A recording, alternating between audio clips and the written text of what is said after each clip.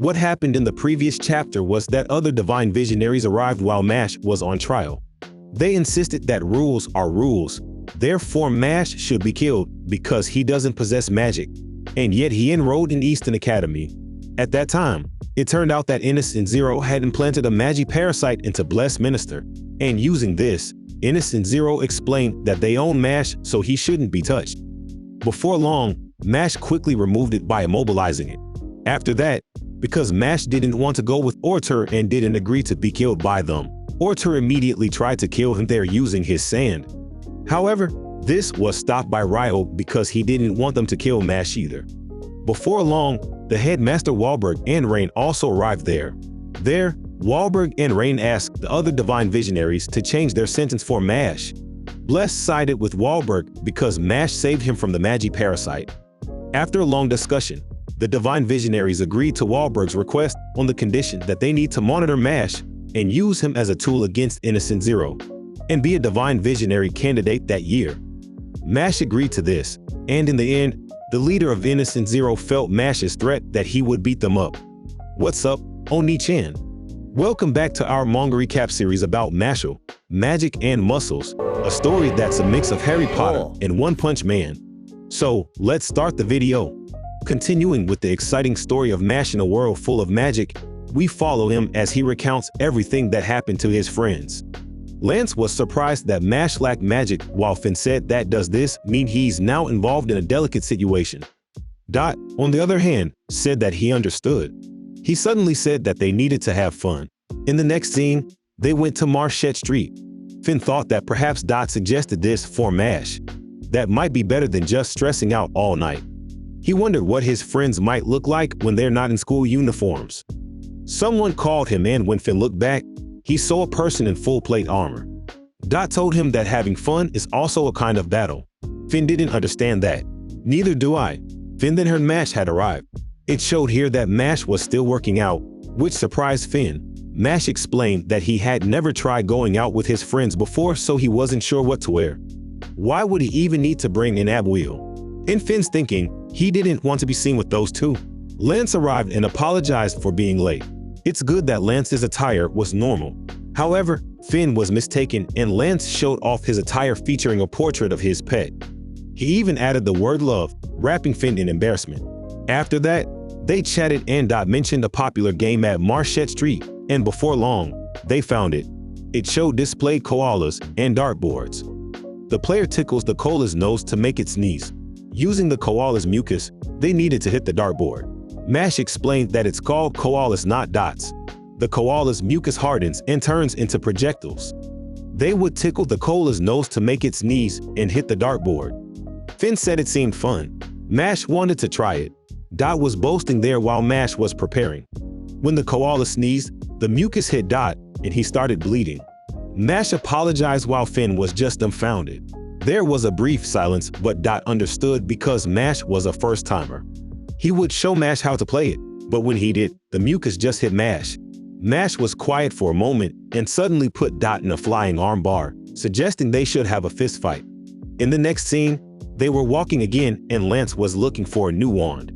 He said that there's a famous wand shop on Marquette Street, and rumors say that the Divine Visionary selection is approaching. That caught Mash's attention. Due to the disturbance caused by Innocent Zero, they've brought it forward, which is good for them. Given their current coin count, they're sure they can make the selection exam. Once they pass that, all that's left is the final screening. Lance doesn't care if Mash doesn't have magic. He wouldn't hold back for his sister Anna. Mash was just looking there. Before long, they arrived at the wand shop that Lance mentioned. Upon entering, the shop was full of flying wands. An old man greeted them and welcomed them in. The man noticed that they were students from Eastern Academy, to which Finn agreed. Mash was amazed by the number of wands there, while Dot was getting hyped up by what he was seeing. Finn thought that he might want to change his wand too, and suddenly a wand was summoned for him.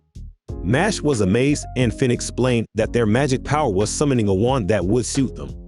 The man explained that their wand is an extension of their bodies, a tool to help them release their magic power, and a compatible wand would help them be better at using their magic. There, Lance was also able to summon a wand. The shopkeeper and Finn were amazed, while Dot was obviously jealous, even though he denied it. The shopkeeper asked Mash if he wanted to try summoning as well. Finn thought that it wasn't good because since Mash is magicless, he wouldn't be able to summon a wand. When Mash was about to try it, he noticed a wand in one corner that was stuck in the floor. It looked quite intimidating. The shopkeeper explained that the wand had been there for many years, but it was too heavy to be moved. The story goes that beneath it, there's elf water that will emerge when the wand is removed. The water could be used to make beautiful wands, but it's nothing more than a legend. In thousands of years, no one with strength or magic has been able to lift it. Because Dot and Finn know Mash, they shouted and told the shopkeeper not to challenge Mash because he doesn't know what he will do. The shopkeeper wondered what they meant. Suddenly, Mash picked up the wand and water started flowing from where it had been. The shopkeeper was surprised, and Mash said that was the wand he would take. The shopkeeper was bewildered by what had happened and couldn't believe the legend was true. He thanked them and said the wand was now Mash's. In the end, it turned out that Lance didn't buy a wand. Now that their shopping was over, they were going to go back to playing. Then Lemon and Tom arrived, apologizing for being late. In the following scenes, they went to various stores and enjoyed their day. After that, because of exhaustion, Dot, Lemon, Finn, and Tom fell down while Mash enjoyed looking at his wand. They shouted that they were experiencing their best student lives. Suddenly, Mash said that he had enjoyed the day, which surprised his friends. He had never experienced going out with his friends before. Mash invited his friends to come back there again. His friends were touched by this, and in the end, they agreed, with Lance saying he would bring Anne along. In the next scene, it was explained that at Easton Magic Academy, each dorm is supervised by a prefect. These 3 prefects possess some of the best talents within Easton. They all have the skills required to become a divine visionary. In the next scene, they counted the gold coins they had collected. It turns out they had 7 gold coins. Lance said that's all they needed for the selection exam. Mash, on the other hand, mentioned that the exam is approaching, but before that, he plans to visit home. A flashback was shown when he talked to Rain about wanting to go home. Rain was puzzled by this. He questioned why Mash wanted to go home, especially at a time like this, and hoped he wasn't serious.